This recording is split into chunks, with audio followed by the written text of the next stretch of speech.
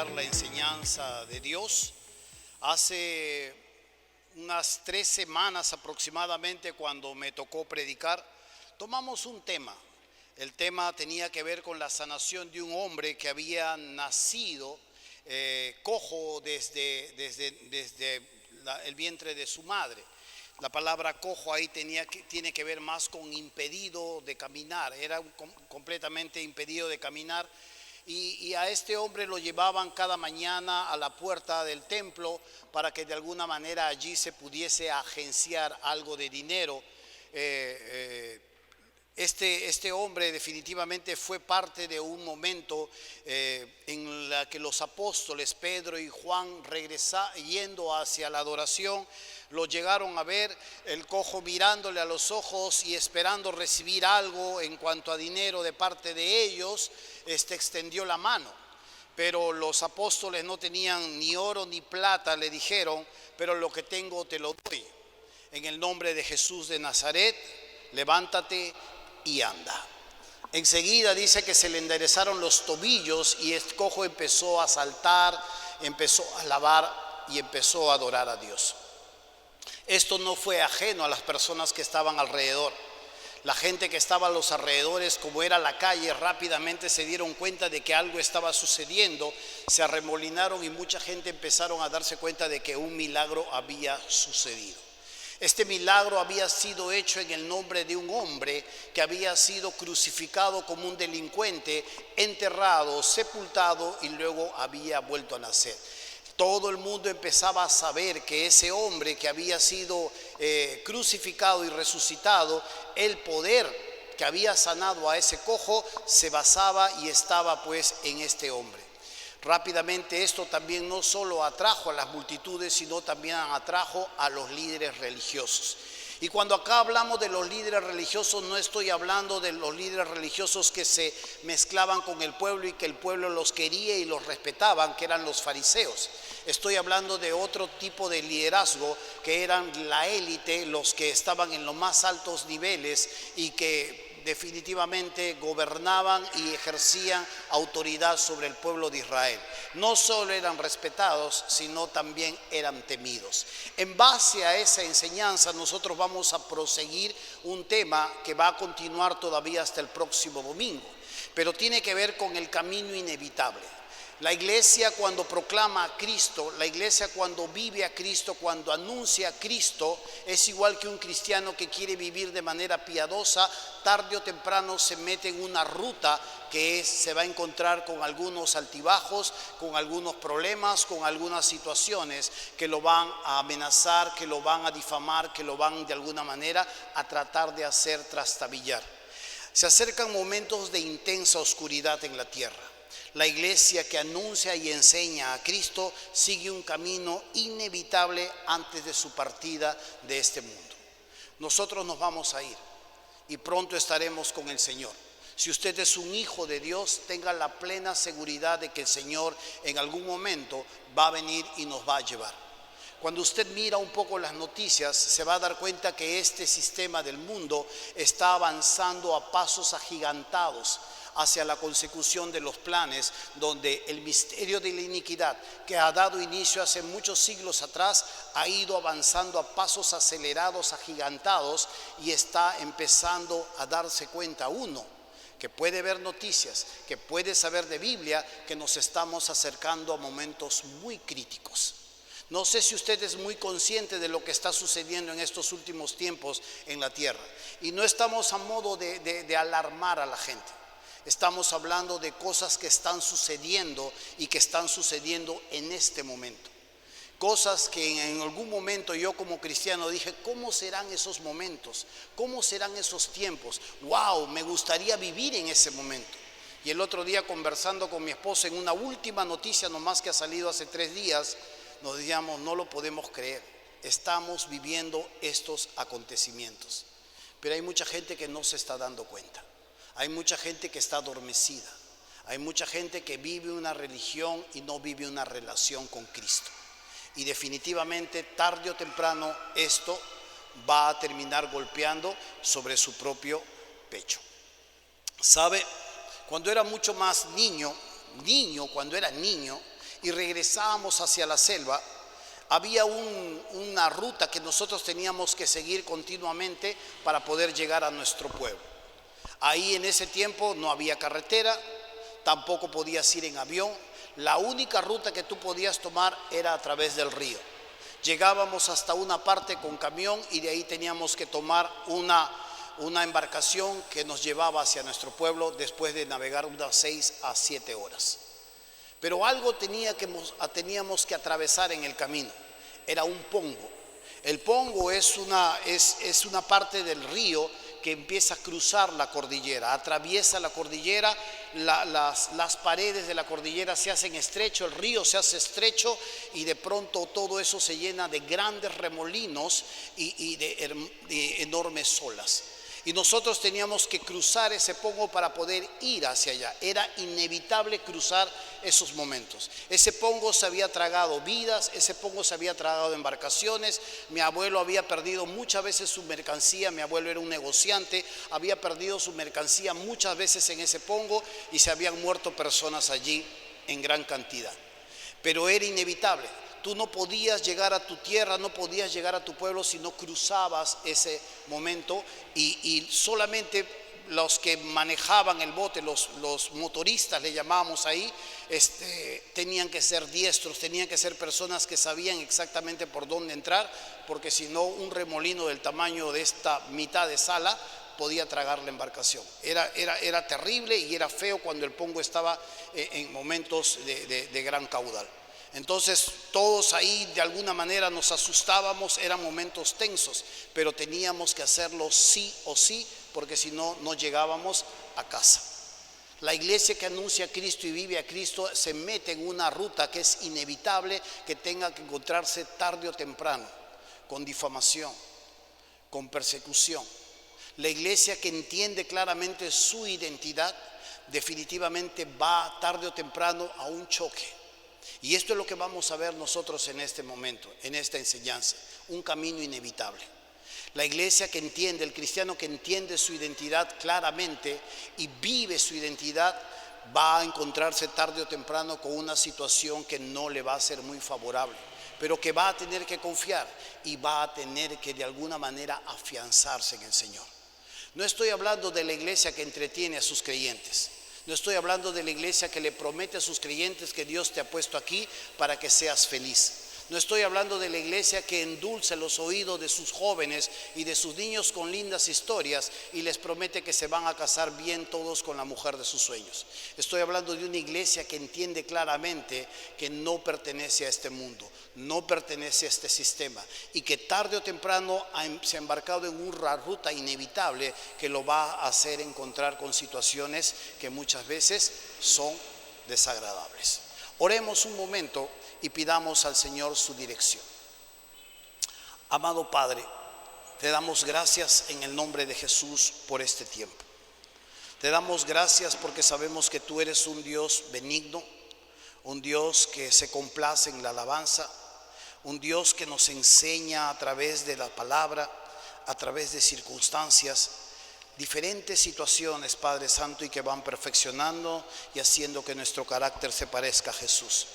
Oramos para que en esta mañana tu Espíritu abra nuestro entendimiento. Oramos para que en esta mañana tú nos permitas a través de tu Espíritu y tu palabra ser convencidos, pero a su vez también potenciados para seguirte en este camino. Lo pedimos, Santo Dios, a través de Jesús, tu Hijo. Amén. Abrimos nuestras Biblias, por favor, en Hechos capítulo 4. Hechos capítulo 4.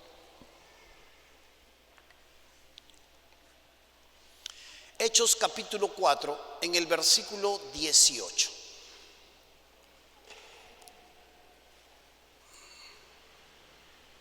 Hechos 4, 18.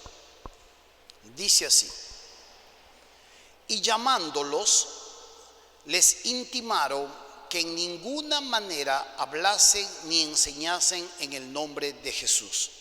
Mas Pedro y Juan respondieron diciéndoles: juzgad si es justo delante de Dios obedecer a vosotros antes que a Dios. Porque no podemos dejar de decir lo que hemos visto y oído. Ellos entonces les amenazaron y les soltaron, no hallando ningún modo de castigarles por causa del pueblo, porque todos glorificaban a Dios por lo que se había hecho.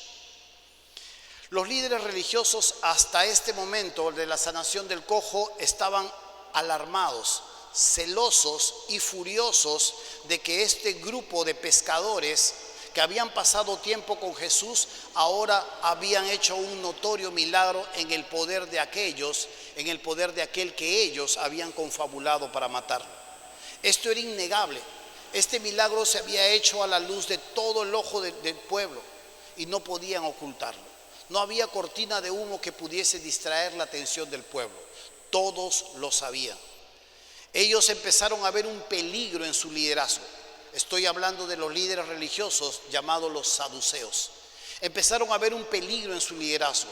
Uno, porque ellos estaban anunciando la resurrección de este hombre llamado Jesús. Dos, porque ellos no creían en la resurrección. Los líderes religiosos saduceos no creían en la resurrección, no creían en los ángeles y no creían ni en los profetas ni en ninguno de los otros libros, solamente en los 5 primeros libros de la Biblia. Y esta enseñanza que se estaba empezando a hacer notoria en todo Jerusalén, estaba empezando a desautorizarlos y a dejarlos mal delante de los demás. Ellos estaban viendo amenazada su influencia. Y poco a poco sabían que si este movimiento seguía, tal como había pasado en el día de Pentecostés, y seguía en esta ruta, ellos tarde o temprano iban a quedar desautorizados y sin influencia sobre el pueblo.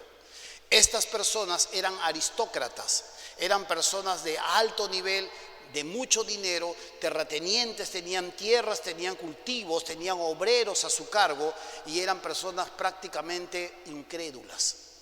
Eran más que religiosos, eran políticos. Estaban metidos en la política con Roma. Roma les había permitido de alguna manera legislar.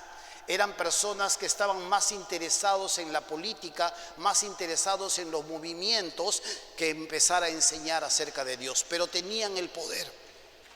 Solamente los sumos sacerdotes eran las personas que gobernaban lo que llamamos el Sanedrín. Pero sabe, esto empieza a tener un gran problema.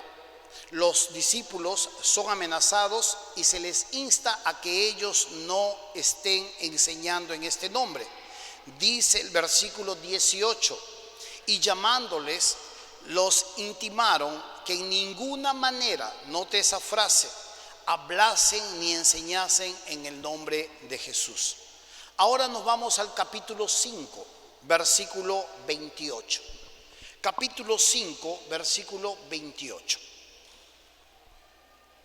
Si leemos desde el versículo 27, dice así: cuando los trajeron, los presentaron en el concilio, y el sumo sacerdote les preguntó diciendo: ¿no os mandamos estrictamente que no enseñaseis en ese nombre? Y ahora habéis llenado a Jerusalén de vuestra doctrina y queréis echar sobre nosotros la sangre de ese hombre. Respondiendo Pedro y los apóstoles, nota que aquí están todos los apóstoles. En el primer relato está Pedro y Juan, pero aquí en el versículo 29 que ya no solamente está Pedro, sino también todos los demás compañeros. Respondiendo Pedro y los apóstoles dijeron: es necesario obedecer a Dios antes que a los hombres. El verdadero problema que estaba surgiendo aquí con ellos es que el nombre del resucitado se estaba extendiendo más y más por diferentes lugares. El nombre de Jesús estaba siendo mucho más conocido y las personas estaban convirtiéndose a los pies de Cristo. Los apóstoles habían sido puestos allí, amenazados, pero luego volvieron una vez más, uniéndose a su pueblo, pidiendo a Dios valor. Le pidieron a Dios: danos el denuedo necesario para seguir anunciando tu nombre, y para que por mientras nosotros vamos haciendo eso, tú vas haciendo los milagros. El lugar donde ellos estaban allí dice que tembló, Pero pasaron días y ellos seguían con esta misma práctica, de tal manera que incomodaron a los saduceos. Estos saduceos una vez más los detienen, los traen y los amenazan. Y están enfurecidos porque una vez más Pedro vuelve a hablarles y vuelve a decirles en cuanto a lo que ellos han hecho. Los saduceos le tienen una acusación a ellos. Fíjese lo que dice en el versículo 28. ¿No os mandamos estrictamente que no enseñaseis en este nombre? Y ahora habéis llenado a Jerusalén de vuestra doctrina y queréis echar sobre nosotros la sangre de este hombre. Ellos tenían 3 acusaciones contra los apóstoles. 1, que eran desobedientes. 2, que estaban dando falsa enseñanza. Han llenado Jerusalén de vuestra doctrina. Y 3, los estaban acusando de que los estaban difamando. Queréis echar sobre nosotros la sangre de este hombre. Definitivamente esto era la manera en cómo los estaban haciendo frente y cómo estaban tratando de persuadirlos a que ellos no anuncien ni vivan a Cristo. Vivir a Cristo y anunciarlo en palabras y conductas son cosas totalmente diferentes a ser solo un cristiano. Ojo, esto atrae persecución. ¿Ser cristiano es sinónimo de persecución? No necesariamente. El hecho de que yo sea un cristiano no significa que pronto me van a perseguir. Hay cristianos que están tan enfocados en sus propios proyectos que Cristo y su mandato son puestos a un lado. Hay iglesias que están tan enfocadas en sus propios anhelos que Cristo y sus mandatos son puestos a un lado. Ser un hijo de Dios, ser un cristiano no significa que automáticamente me van a perseguir. Hay hijos de Dios que definitivamente son amigos del mundo más que de Cristo. ¿Sabe por qué? Porque los cristianos muchas veces viven con 2 tipos de teología. 2 tipos de teología. La teología confesional, lo que confieso. Esto es lo que yo canto, enseño, acepto, defiendo. Claramente, si alguien está hablando mal de la mala doctrina, está hablando, como decimos en el argot criollo, chueco, y está enseñando cosas raras, yo defiendo y encima le corrijo a la persona. Esta es la teología que yo confieso. Yo la enseño, yo la canto, Señor, envíame a mí. Pero luego está la otra teología, la teología funcional. De todo lo que yo creo, ¿qué es lo que me funciona a mí? Señor, heme aquí, envíame a mí. Muy bien, necesitamos algunos obreros para la limpieza, que lo haga otro. Teología funcional, yo no puedo. Yo tengo otras cosas que hacer. Pero acabas de cantar, Señor, envíame a mí. Sí, es mi teología confesional. Lo que digo con mi boca a veces no concuerda con lo que hago con mis manos. Y muchos cristianos viven de esta manera. Sus negocios, sus relaciones, sus crianzas es en base a su teología funcional. Si algo choca con lo que yo me planeo hacer, si algo choca con mis intereses, lo hago a un lado. Solo me quedo con lo que me funciona, solo me quedo con lo que yo finalmente hace que sirva para mis propósitos. Y esto definitivamente nunca va a traer persecución sobre esta persona. Muy importante saber que ninguna iglesia que viva con estos 2 tipos de teología será puesta en persecución. ¿Sabe? Vivimos momentos muy oscuros en estos tiempos y claramente vamos viendo cómo estas cosas se están avisorando. Todos nosotros estamos listos para que alguien demande de nosotros la razón de nuestra existencia. Haga un poco usted análisis en su mente. Analice un poco si sus convicciones verdaderamente son sólidas. Analice un momento si verdaderamente Cristo ocupa el lugar que debe ocupar en su vida y sus proyectos, sus anhelos, su comodidad, su seguridad, sus pasiones realmente ocupan el lugar secundario. Muchos de nosotros podemos vivir engañados, cantando correctamente, enseñando correctamente, pero viviendo de manera contraria a lo que Dios dice. Es por eso que cuando Jesús habla de estos falsos profetas que le dicen, Señor, en tu nombre predicamos, Señor, en tu nombre hicimos milagros. Señor, en tu nombre hemos edificado vidas. Señor, en tu nombre hemos hecho estas cosas. Cristo les dice: yo nunca tuve una relación con ustedes, yo no los conozco. Y tiene que ver con una relación ausente de Cristo con estas personas. Van a venir momentos, hermanos míos, en que la iglesia va a empezar a sufrir. Hoy no estamos sufriendo. Creo que hoy, en este tiempo, aún todavía nosotros gozamos de grandes facilidades y de grandes ventajas. Pero llegará un momento en que estas cosas se van a agudizar y están tratando de alguna manera de traerse abajo las autoridades. Dios gobierna a través de autoridades.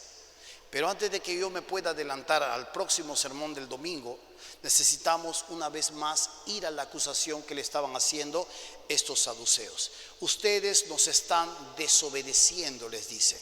No os mandamos estrictamente que no enseñaseis en ese nombre. Y ellos van a responder claramente en el versículo 29: es necesario obedecer a Dios antes que a los hombres. ¿Qué había sucedido hasta aquí?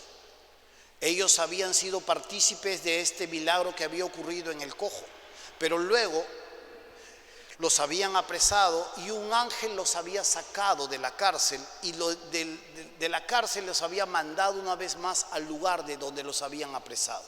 Del lugar de donde ellos estaban en peligro, el ángel los sacó y los puso nuevamente para que siguieran anunciando. Parece paradójico, pero el ángel mismo los estaba volviendo a mandar al mismo lugar peligroso de donde los habían arrestado. Choca justamente con nuestras propias creencias. Cualquiera diría que el ángel los libera para guardarlos debajo de su casa y que todo luego les vaya bien. El mismo ángel los libera para mandarlos al mismo lugar donde los habían arrestado. Y ellos ahí estaban. Y una vez más estos líderes religiosos vuelven a la carga, pero ahora se intensifica un poco más la persecución. Cuando usted mira, primero los han amenazado, pero si vamos al versículo 40, dice el versículo 40: y convinieron con él, y llamando a los apóstoles, después de azotarlos, les intimaron que no hablasen en el nombre de Jesús y los pusieron en libertad. Y ellos salieron de la presencia del concilio gozosos de haber sido tenidos por dignos de padecer tal afrenta por causa del nombre. Es hermoso poder ver aquí que ellos, en lugar de salir quejándose, en lugar de salir llorando, en lugar de jurar venganza contra aquellos que le habían oprimido, salen llenos de gozo. Y el gozo es un fruto del Espíritu Santo. Salen con amor hacia su prójimo y salen en paz. El Espíritu Santo guiaba sus vidas. Pero hay algo más inaudito que choca contra la lógica humana. Ellos se estaban gozosos porque habían sido tenidos por dignos de padecer por causa de Cristo. Esto choca muchas veces contra lo que nosotros creemos. Por eso que John MacArthur dice algo así: no es de extrañar, dice, que el poder y la eficacia de la iglesia repercutan en amarga oposición. Cada uno de nosotros en algún momento en nuestras vidas, tarde o temprano, encontraremos cierta oposición. Si la iglesia está en este camino inevitable de adorar a su Señor, de enseñar a su Señor, de vivir a su Señor, se ha embarcado o se ha metido a una ruta inevitable que tarde o temprano se va a encontrar con este pongo o con esta bifurcación o con este problema que lo va a purificar, que lo va a limpiar, pero sabe que también va a mostrar realmente quién es esa persona. La verdad tenemos que hablarla. La forma en cómo hemos estado adorando al Señor en estos meses, de verdad, es bien cómodo. A todos nos convenía, ¿no? Es más tranquilo, te levantas a una hora distinta, no tienes que servir. Los que estaban sirviendo en el Señor eran los camarógrafos, los editores. Tú te puedes levantar, prendes tu cel o tu computadora, podías ver la prédica. Es más, algunos ponen su prédica ahí, cortan, están escuchando y están picando su cebolla y cosas por el estilo así, viendo una prédica de esa manera. Qué hermoso. Para mí también era hermoso, podía venir a predicar con una camisa para acá y de abajo para con short. Entonces estaba más cómodo también estar poniendo mi pantalón, mis zapatos de vestir y todo. Entonces también era cómodo para él. Pero llega el momento en que tenemos que entender que la iglesia no se desarrolla así. La iglesia no se desarrolla a distancia. Pero sí va a llegar el momento en que ni siquiera vamos a poder usar las redes sociales. Y que este local probablemente ni siquiera se pueda usar.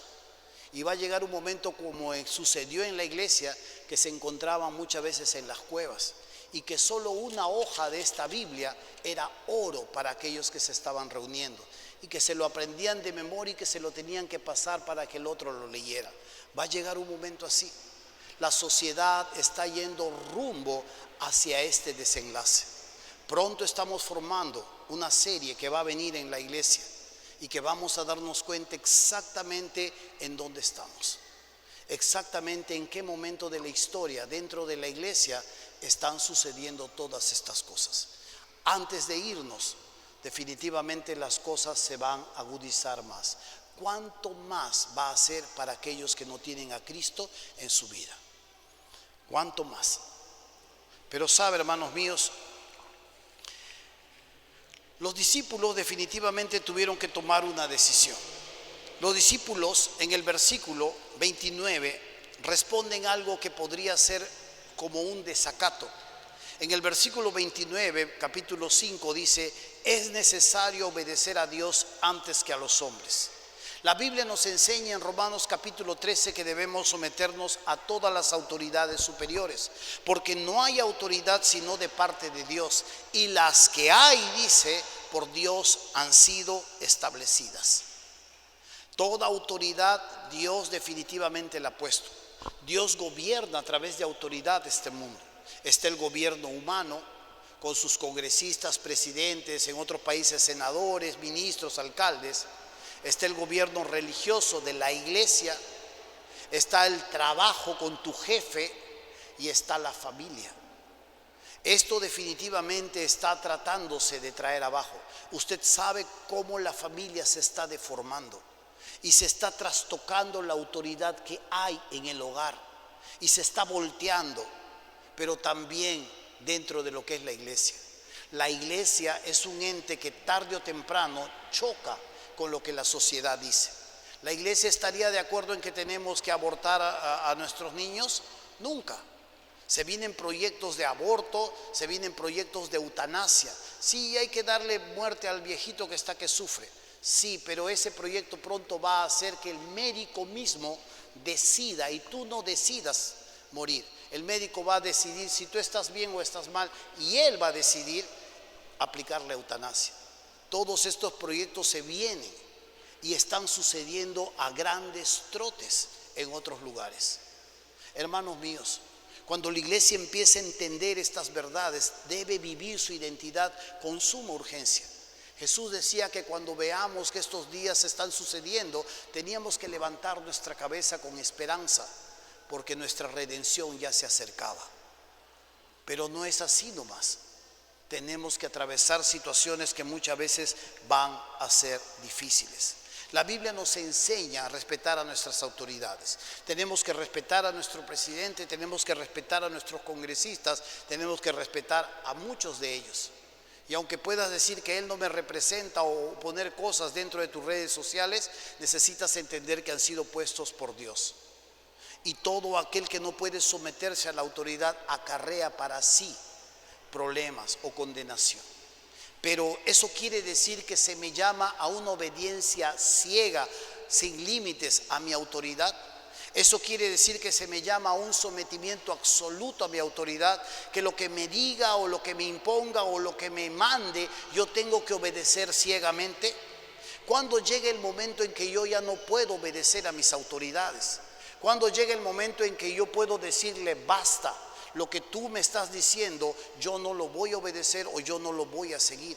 Cuando llegue ese momento en que mis autoridades han traspasado los límites que Dios mismo les ha impuesto, hay estos momentos. Y cuando vemos aquí, estos líderes religiosos le están prohibiendo estrictamente no hablar del nombre de Jesús, ni menos anunciarlo. Yo no puedo empezar a decirle a mi autoridad, basta hasta aquí, cuando estoy enojado, cuando estoy en un arrebato de impotencia, o porque me quiero vengar, o por un razonamiento lógico. Yo le voy a decir a mi autoridad, basta hasta aquí nomás, cuando justamente lo que Dios me manda, lo que Dios me enseña que yo debo practicar, ellos dicen, tú no lo puedes hacer. Hace mucho tiempo, cuando me convertí a Cristo, mi padre me encontraba leyendo y orando ahí en mi casa, en un terreno que me había dado. Yo ahí tenía un taller y mi padre, cuando me entraba y me encontraba leyendo, me decía, ¿qué hace leyendo esa tontería? Nuevamente salía y me volvía a decir nuevamente, ¿por qué lees la Biblia? Más bien yo tengo que decir, lee la Biblia. Pero a mí me decían, ¿por qué lees la Biblia? ¿Por qué estás leyendo? En oportunidades me ha encontrado arrodillado y orando a Dios, y se ha burlado y me ha movido y me ha dicho, una más, me dice, y yo te boto de mi casa. ¿Pero por qué me vas a botar?, le digo. ¿Acaso es malo Dios? ¿Por qué no puedo orar? ¿Por qué no puedo leer la Biblia? No me importa, me dijo, una más y yo te boto de mi casa. Como no le hacía caso y me encontraba leyendo la Biblia, me decía, estás descuidando tu trabajo. No, le digo, todos mis trabajos han sido enviados, le enseñaba, ya están dados, están repartidos, estoy ganando tiempo. No, me dice, una más y te quito el terreno. Bueno, me lo vas a tener que quitar, le digo, pero yo no voy a dejar de leer y de orar a Dios. Hay un momento en que tú no puedes obedecer ni siquiera a tus mismos padres. Hay un momento en que tú no puedes ir más allá de lo que dice tu pastor. Si tu pastor te está señalando un camino incorrecto y la Biblia dice, este es el camino, tú ni siquiera tienes por qué someterte. Y por más que sea el hombre de Dios, tú ni siquiera tienes por qué temblar ante él. Hay un momento en que Dios te dice, basta de una autoridad que quiere imponerte, que no cantes, que no hables, que no enseñes, que no vivas a Cristo, y que encima te diga cómo tú te tienes que relacionar con Dios cuando ellos ni siquiera creen en Él. ¿Cómo yo voy a poder seguir, respetar y honrar a una autoridad que está yendo en contra de lo que Dios me dice? Entonces, cuando la iglesia entra en este camino, tarde o temprano es un camino, un desenlace inevitable que va a terminar en algunas situaciones difíciles para ellos. Esto es lo que sucedió con la iglesia. Les prohibieron estrictamente que no debían hablar. Les prohibieron estrictamente que ellos no debían anunciar de Cristo. Y los discípulos le van a decir a ellos, juzguen ustedes qué es lo correcto. Si tenemos que obedecerles a ustedes o obedecerles a Dios. Estos líderes, como les dije en un principio, eran incrédulos. Tomaban la religión como una ocasión para tener poder, para legislar, para estar en la política, para ganar dinero. Tenían el control de los sacrificios en el templo. Ellos vendían los carneros, ellos vendían las palomas, ellos tenían mesas de cambio para el dinero del templo. Se enriquecían y se enriquecían, y ahora le van a decir a los discípulos, no hables de Jesús. Y ellos dicen, no te puedo escuchar y mucho menos te voy a obedecer. La historia de Israel nos muestra esa verdad. Hace mucho tiempo, cuando Israel era esclavo en Egipto, ellos estaban allí multiplicándose, y el faraón vio que seguían naciendo más hijos y seguía creciendo el pueblo. Y faraón llamó a las parteras, a las que asistían en el parto, a las judías, y les dijo, si nace un varoncito, tienes que matarlos, pero si nace una mujercita, guárdalos, deja que sobrevivan. Pero las parteras, dice Éxodo, temieron más a Dios y no obedecieron al faraón. Decidieron no obedecer a la autoridad porque les estaba mandando algo en contra de lo que Dios mismo estaba enseñando. Y cuando faraón les confrontó, ellas tuvieron la salida para poder decirle al faraón lo que habían hecho. Dice la Biblia ahí que Dios las honró porque ellos pusieron en primer lugar a Dios y dejaron a un lado la autoridad que en ese momento estaba. Hay otra historia más, y tú revisa el Antiguo Testamento y te vas a dar cuenta de muchas historias. Hay una parte donde Daniel es una de las personas que está en máxima autoridad con todos sus amigos, y de pronto se construye una estatua y mandan un edicto que todo aquel que al sonido de la flauta, del tamborín, del salterio, del arpa, cuando sonara tenían que arrodillarse, postrarse y adorar a esta imagen del rey Nabucodonosor. Pero ellos se negaron a hacer esto, decidieron desobedecer completamente la autoridad porque los estaba llevando a la idolatría y porque ellos ya tenían un Dios, y el rey tomó las represalias necesarias, porque este es un camino inevitable. Te encuentras rápidamente con represalias, te encuentras rápidamente con persecución. Y el rey agarró y calentó el horno y mandó a estos amigos al horno. Y dice que el ángel los liberó del horno, y en el horno de fuego ellos se caminaban como si el fuego no les hiciera nada. Esto es una figura de cómo Dios va a estar con nosotros en medio de la aflicción. Este horno significa la aflicción de este mundo, las diferentes situaciones que van a suceder, y que Dios va a estar con nosotros, así estemos en el agua o así estemos en el fuego, Dios estará con nosotros. Pero esta aflicción definitivamente van a suceder, y es un camino inevitable que se va a encontrar un hijo de Dios que desea honrar a su Señor. Hermanos míos, cuando vemos esta historia, nos vamos a dar cuenta que esta persecución, estas amenazas empezaron a crecer. Cuando empezó esta historia, solo los amenazaron. Aquí los azotaron. Los judíos podían azotar a una persona, pero no tenían que llegar al número 40. No podían azotar 40 veces a una persona. Entonces generaron un truco. ¿Cuál era el truco? Azotaban a una persona y se quedaban en el número 39. Y después de azotarlo 39 veces, volvían nuevamente a uno. Nuevamente otras 39 veces. Cuando vemos la historia aquí, esta gente había salido azotada. Cuando encontramos la historia de Pablo, Pablo fue azotado 39 veces, dice también varias veces. Esta es la historia que nos narra de la iglesia primigenia. Esta es la misma iglesia que nosotros somos. Los siglos han avanzado, pero seguimos teniendo al mismo Dios, seguimos teniendo las mismas escrituras y seguimos teniendo al mismo enemigo que trata de entorpecer que los hijos de Dios no anuncien el mensaje de vida. Y este mensaje de vida tiene que ver básicamente con el equilibrio de muchas personas que se juegan su eternidad o la eternidad de sus almas. Hermanos míos, los apóstoles salieron de este lugar gozosos de haber tenido por dignos de haber sufrido afrenta por causa de Cristo. ¿Cómo estamos nosotros? Me hubiera gustado de verdad en esta mañana tener un mensaje más bonito, predicar un salmo donde todos los hermanos en paz, en armonía, cantamos y adoramos al Señor, y luego nos vamos juntos gozosos de habernos encontrado. Pero los tiempos ya no están para eso. Los tiempos están para hacer depuración entre los cristianos. Si eres de los que estás dispuesto a sufrir, o eres el que está dispuesto como creyente a amar el mundo e irte tras él. Los tiempos ya no están para estas cosas. Los tiempos, como usted lo va a notar, como usted lo va a ver, se están agudizando cada vez peor. Nosotros conversamos muchas veces con nuestros hijos y sabemos que aunque falta todavía un buen tiempo, decimos, probablemente ellos se vayan con nosotros mucho antes de que finalmente tengan su propia familia. Las cosas están mal, hermanos míos, pero esto no significa que Dios no reina. Por eso es que yo llamo y hago entender esta verdad. Aunque el mundo esté de cabeza, aunque el mundo esté en plena oscuridad, siempre lo ha estado. Y aunque esto se esté agudizando cada vez más, esto no tiene por qué amilanarnos, porque Dios cuida de sus hijos, Dios protege a sus hijos, Dios provee a sus hijos, Dios los guarda como la niña de sus ojos. Hemos atravesado toda esta pandemia. Muchos de nosotros han perdido trabajo, muchos de nosotros hemos perdido a seres queridos, amados, y Dios ha estado ahí.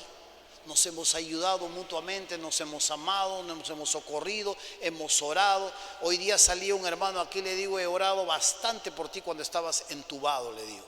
Gracias, me dijo. Hoy ha venido hoy día al templo, pero era una persona que no congregaba con nosotros, era un simpatizante de Cristo, pero su familia empezó a hablar por él.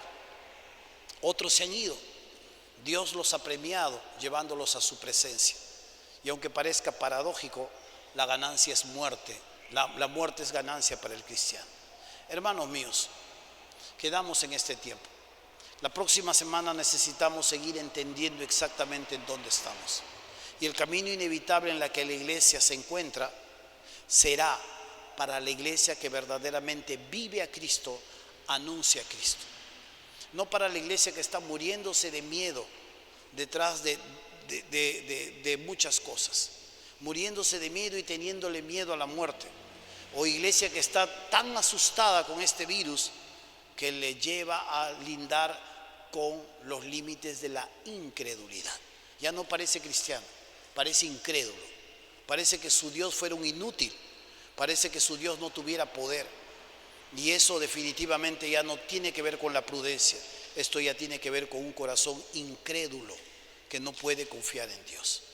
Pero si usted confía en el Señor, sabemos que Él nos libra, sabemos que Él nos cuida, sabemos que Él nos va a sostener aún si dentro de unas pocas semanas nos vuelven a encerrar de nuevo. Amén. Ahí vamos a ir. Y ahí quiero verlo. Y ahí quiero animarme junto con usted, porque probablemente las cosas se van a seguir poniendo así. Pero hermanos míos, aquí estamos. Y una vez más nos reunimos y una vez más a volver a confiar en el Señor. Vamos a ponernos de pie.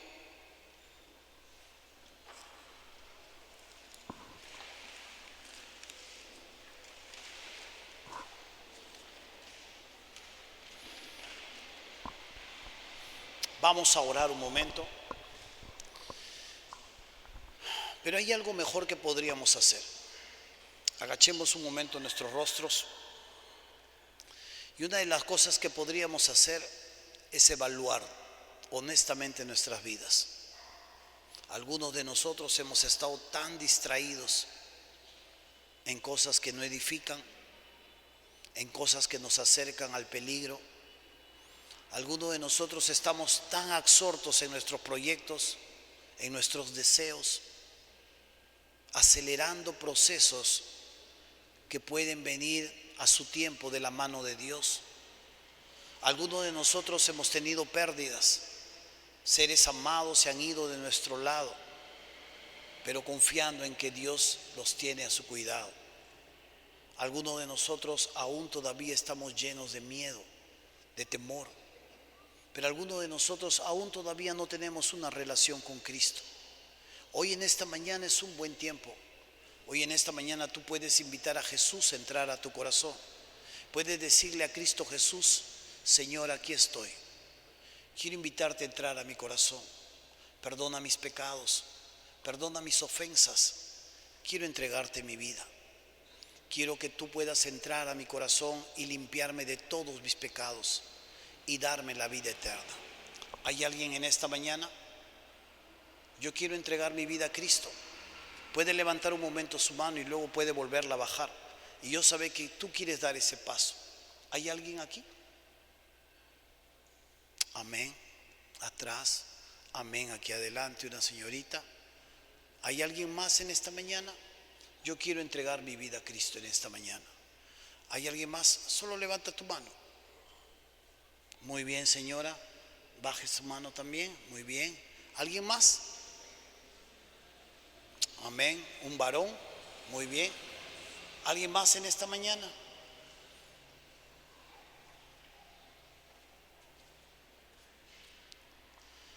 Oremos. Padre nuestro, damos gracias en el nombre de Jesús por este momento que tú nos das. Momento en el cual nosotros tenemos que encontrarnos contigo. Sabemos que las cosas son difíciles, pero sabemos que cuando estamos de tu mano es paz. Y confiamos en tu mano. Confiamos en que eres el Todopoderoso, que no solo nos guarda, nos corrige, nos instruye y hace que nuestros pies sean como de ciervas, ligeras, ágiles, veloces. Oramos en el nombre de Cristo por estos hijos tuyos que hoy día quieren recibir a tu Hijo. Oro por este varón, oro por estas 3 damas. Suplico que tú te muestres a sus vidas. Suplico que ellos te conozcan a profundidad y que sepan que eres un Dios que vive, que reina y que se manifiesta a aquellos que le invocan. Te oro por esta iglesia. Te suplico que tengamos el valor suficiente, no solo para amarnos y congregarnos y ser edificados, sino para defender la causa de tu nombre, ser el baluarte de la verdad, Señor. La iglesia de Cristo, que ama a su Señor, sigue a su Señor y vive y muere para su Señor. Pedimos estas cosas, Padre, en el nombre de Jesús, tu Hijo. Amén.